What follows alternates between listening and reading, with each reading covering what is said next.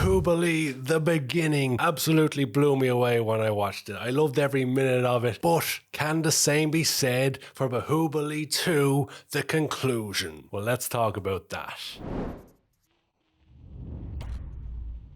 Hey guys, I'm Karl, welcome to my movie film show. Feel free to subscribe down below if you would like to, but we're back today to talk about Bahubali 2, the conclusion. Not too long ago I did a review for Bahubali, the beginning, and in that video I said if this video hits 100 likes, I'll review part 2, and you guys absolutely smashed that out of the park. So here we are with the review for Bahubali 2, the conclusion. And to be honest, I was always going to watch this movie anyway, because the first one was just fantastic. It was so crazy.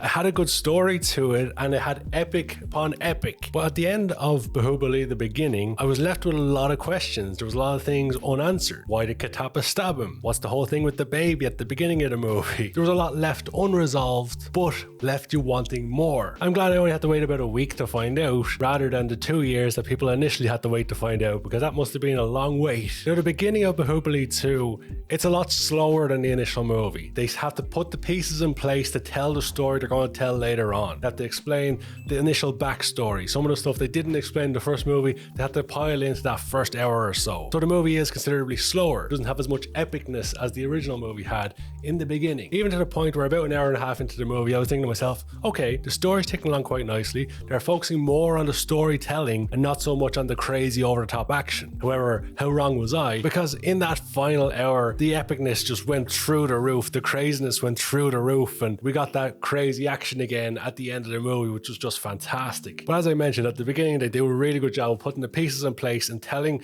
the story of how it all came together, showing more of who Devasena was, showing why she was captured, showing how the Queen Mother was manipulated, showing how Bahubali lost his throne, showing how they got to where they ultimately got to in the future timeline, because there's two timeline runnings here. It's one thing a lot of movies struggle with, running two parallel timelines. There's always something they mess up that doesn't quite make sense, but they did a really good job with this one. You can tell the filmmakers put a lot of thought overall into the story. Now, I know this movie took a long time to make. Both movies took a long time to make. There was a lot of thought and consideration put into them, but a lot of filmmakers just don't do nowadays. Especially with the likes of Netflix and streaming services, a lot of them rush their movies. They just want to get stuff made, not necessarily want to make stuff that they're proud of, they can stand behind. Rajamouli seems to be a filmmaker who takes a lot of pride in his work. He's more than happy to take time to make sure his movies are good, movies he enjoys and movies he can be proud of, rather than just making a movie. When I reviewed Triple R, a lot of people were telling me this is a movie I had to see. These two movies are movies I had to see, and I can see why, because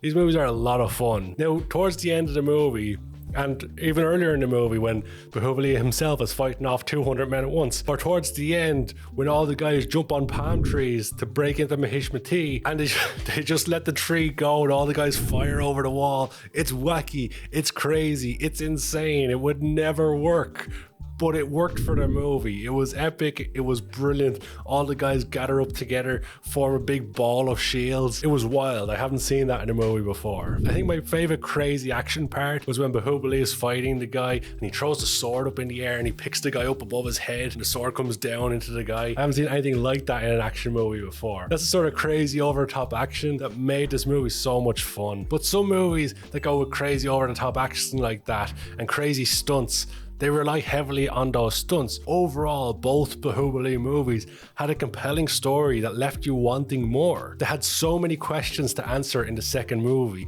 and they took the time to place all the details within the movie and answer all the questions. So many movies I've seen down the years always leave one stone unturned. This movie left no stone unturned. All the questions were answered by the end, and it left you very satisfied with the ending, in my opinion. So the movie had so much going for it. It had wacky, crazy action, it had compelling stories, characters you actually care about, and overall, just a very good ending. Now, it did have some dodgy CGI in places, not gonna lie there. In the first like 10-15 minutes, there's a CGI elephant who looks very CGI, but then again, in the mid 2010s, a lot of CGI was still very not great. Nowadays, CGI still isn't fantastic. I imagine in 50 years time, people are gonna look back at like even the biggest Hollywood movies and go, that CGI was terrible. And make no mistake about it, Bahubali 2, the conclusion, is a great movie. I really enjoyed it. Between the two movies, the beginning and the conclusion, to be honest, I think I enjoyed the beginning a little bit more, a small bit more, but maybe that's because of the huge epic war scene at the end. Although I think story-wise, the conclusion wrapped everything up so much better and had a better story overall. But the two movies together make a fantastic, well-told story. But if you haven't seen Bahubali, the beginning or the conclusion, I'd highly recommend checking them out on any streaming service that you can. So ultimately, we get down to a rating out of 10, like always here on Karl's Movie Film Show for whatever movie we're reviewing this week. And for me, I'd give Bahubali, the conclusion, an 8 out of 10. Overall, just a great movie. And I've been told SS Rajamouli has another movie I need to check out, but I don't know how to pronounce it. I'm going to be honest. I need help in the comment section below. Is it Iega? Is it Eiga? I looked it up on how to pronounce it and they said Iega, but I don't know if that's correct because it was a computerized voice. So a little help in the comment section would be greatly appreciated there. I've also been told Sardaru Dam, I believe, is a movie I need to check out. So if you've got a recommendation for a movie, throw it in the comment section below and I'll be sure to check it out at some point as soon as I can. And if you haven't seen my review of Triple Lords, right over here, it's the most viewed video on my channel. And if you want to just binge watch a whole lot of movie reviews, there's a playlist right over here to check out.